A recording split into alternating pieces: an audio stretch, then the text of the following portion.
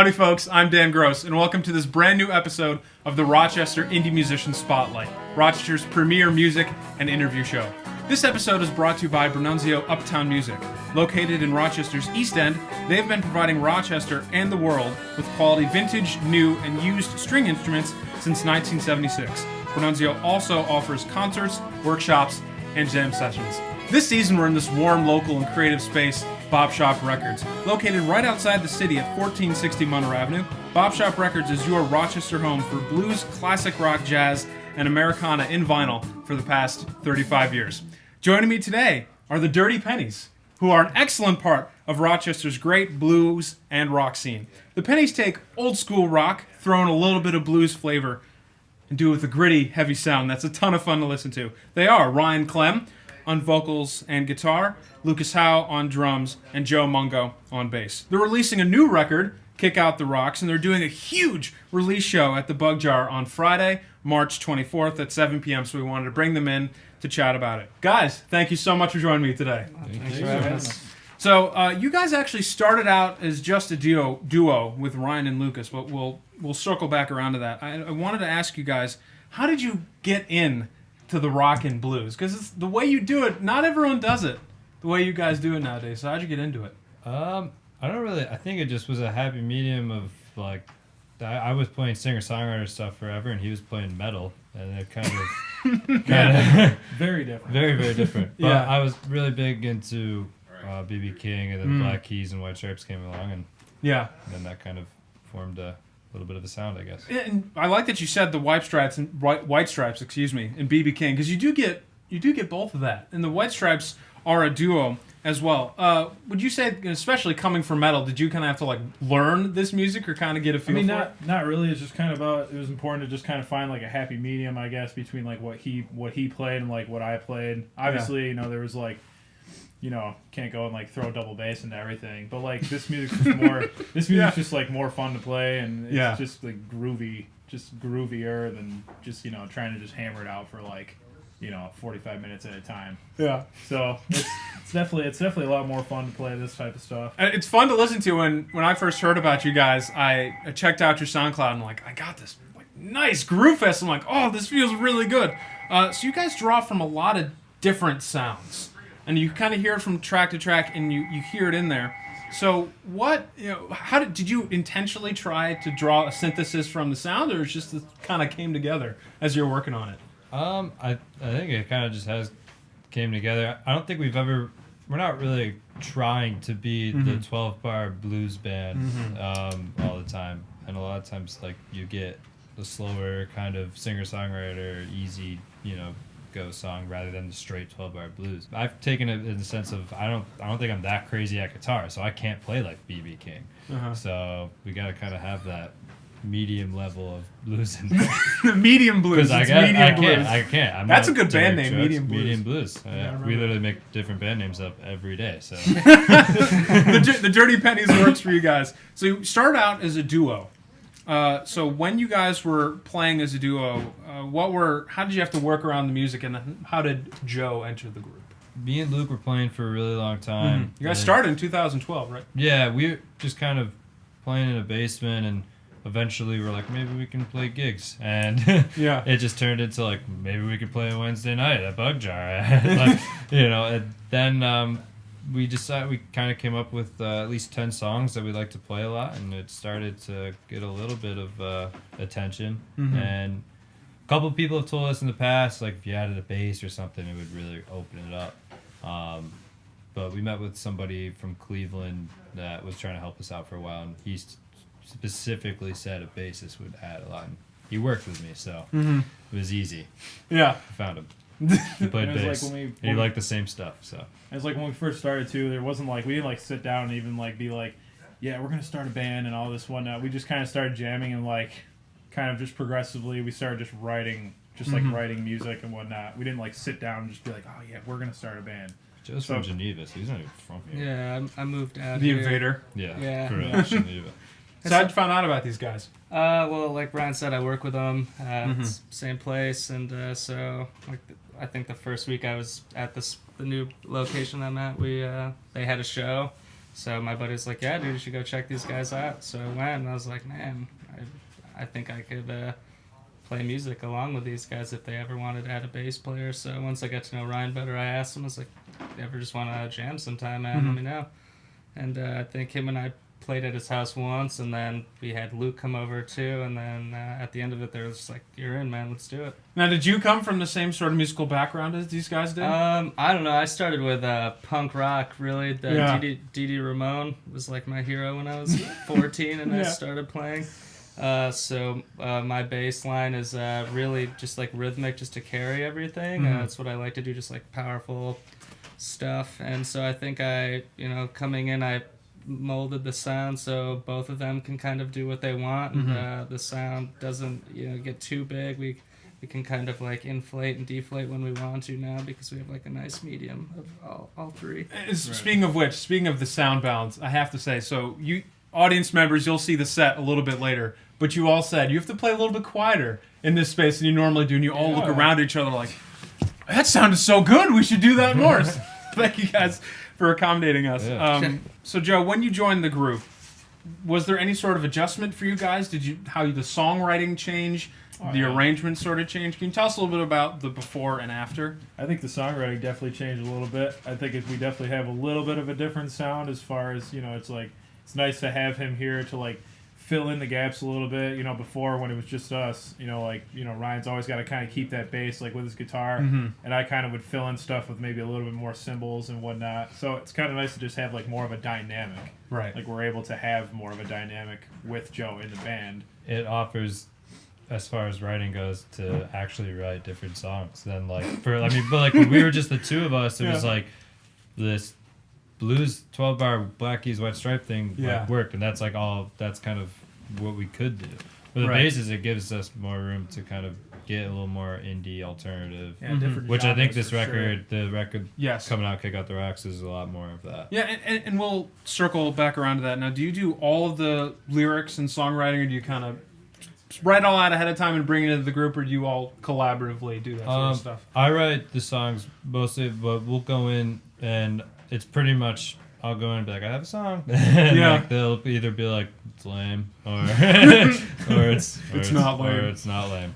And usually it just takes a couple practices for us to really kind of get where we want it to be, and it usually ends up coming out pretty like the way that I envisioned it, or like something that they've added that makes it way better. So it's been really good. When you're songwriting, you mentioned your two big influences were B.B. King and the White Stripes. Are there other groups, or are there other times you find yourself writing like, oh, that sounds like this person, or the more you write, is it starting to get a little more natural? Most of the lyrics songwriting is, I say B.B. King, and like that's just for, I love blues music and I love playing live blues music, but I really love Josh Ritter and like singer-songwriter stuff. Just that's how all the lyrics come up. I usually write it with just an acoustic guitar and then try to bring it to electric level. I want to come back to the group dynamic thing. You guys are a lot of fun to watch, and I happened to catch you singing along with what Ryan was saying. He is just hammering away on the drums, and you can hear him mouthing along. So these rehearsals have to be a lot of fun. You guys seem like you have a good group dynamic. It is definitely. We definitely. We have fun. Yeah. It's in the basement we have a lot of like creativity, and so a lot of it's like goofing around, but we have fun. I used to like stand on Luke's drum set, and then some very old drum guru told me that I shouldn't do that because it's not reinforced. So I have since stopped doing that. It is not rebar. But just come crashing. He's like 100 pounds though. So yeah, we do have fun. I like being weird on stage, so I usually jump around and roll around. I'll end up in the audience almost all of the time. I used to literally just like stand there, and then when we got him, his like first show, he was like on the floor in Bug Jar, and then like ended up going into the crowd and jumping on the kit and everything. I was like, what the hell? That's the Bootsy Collins in me. I like the showmanship a lot. See, like when I play live, like I feel like the metal side comes out because I'm always just like headbanging like crazy, and just like I always sing like like when he's singing, and like I'm always singing with like You It know, makes for with- some really yeah. good pictures of it. Oh my God, there's, dude. There are some great pictures. We'll link those. We will find them and we will give you links. We'll just get Nate to email them all that. Were you able to kind of transfer that fun you have live into the recording studio? What was it like recording? Now you did this with Jesse Sprinkle at Blue Brick, correct? Yes. Right. Okay, can you tell us about that? Was it sort of recorded live? Did you overdub? How did you go about recording? A lot of it, You do the drums we first. tried to make it as plain, simple, raw as possible. Going in, doing, everyone did their takes and did their vocals, and that was pretty much it. It's always a fun time. I've been friends with Jesse for a long time, Yeah, so Jesse's Yeah, a he's good dude. sometimes Great guy.